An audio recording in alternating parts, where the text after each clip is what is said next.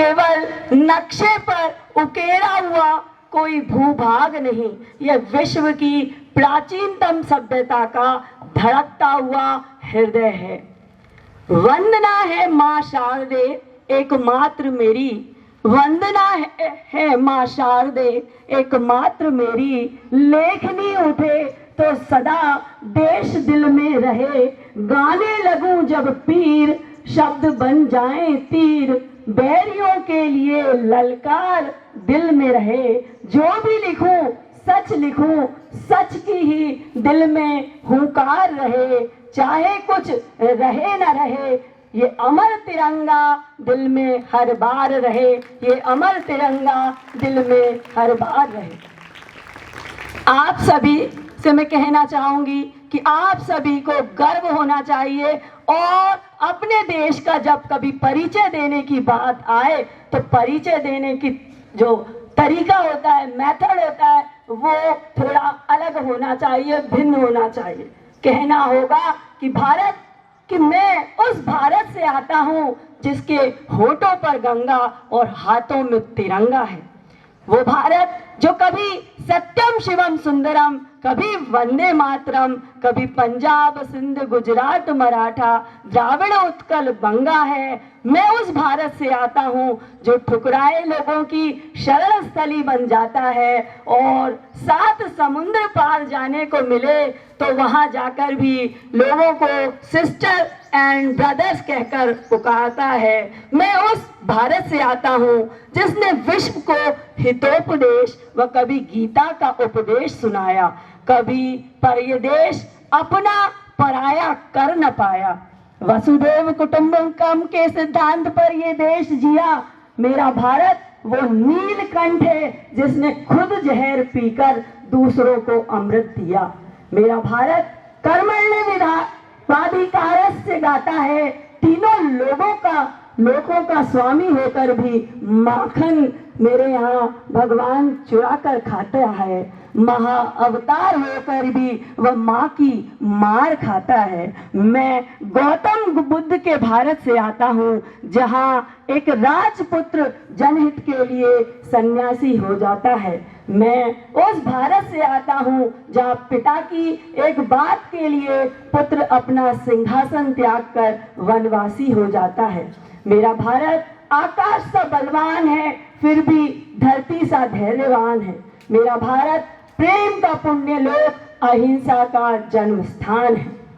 हम सदा आज के दिवस समर्पित करें उन शहीदों के नाम भी। ये जो अनाम शहीद हुए उनके प्रति भी हमारी हमेशा श्रद्धा से नमन होना चाहिए। शहीदों के नाम जिन्होंने देश की अस्मिता के लिए अपना तन मन वार दिया। कभी एक कवि कहता है कि ये धरती ऐसी है कि ये धरती रण में दुश्मन का कोई एहसान नहीं रखती, कि ये धरती रण में दुश्मन का कोई एहसान नहीं रखती। जुगनू की ढेरी झुक जाए ऐसा कोई दिनमान नहीं रखती। सीमा पर जाकर माँ का दूध लजा आए, सीमा पर जाकर माँ का दूध लजा आए। भारत माँ ऐसी कोई कायर संतान नहीं रखती, भारत माँ ऐसी कोई कायर संतान नहीं रखती। आज हम जिस स्वतंत्र हवा में सांस ले रहे हैं, जिस खुले आकाश में निर्भीक होकर बोल रहे हैं, कभी हम यह न भूलें कि ये वीर अमर शहीदों की शहादत के कारण संभव हो पाया है। जब रानी लक्ष्मीबाई के अदम्य शौर्य और साहस से भरा चित्र जब हम देखते हैं तो शिराओं में एक उबाल भर जाता है। उस माँ को देखकर हम भारत की बेटी ये कहना चाहेगी कि जरूरत पड़े तो आन बान शान के लिए हम भारत की बेटी को भी खड़ा होना होगा। खुद ही रणचंडी बन युद्ध आज खुद लड़ना होगा।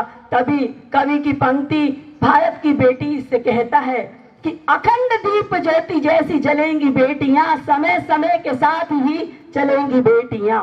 आएगी चमक उन पर कुंदन सरी के, खुद को तपा तपा के ही गलेंगी बेटियां। रण छिड़ चुका है, युद्ध का ऐलान हो चुका है। रण छिड़ चुका है, युद्ध का ऐलान हो चुका है।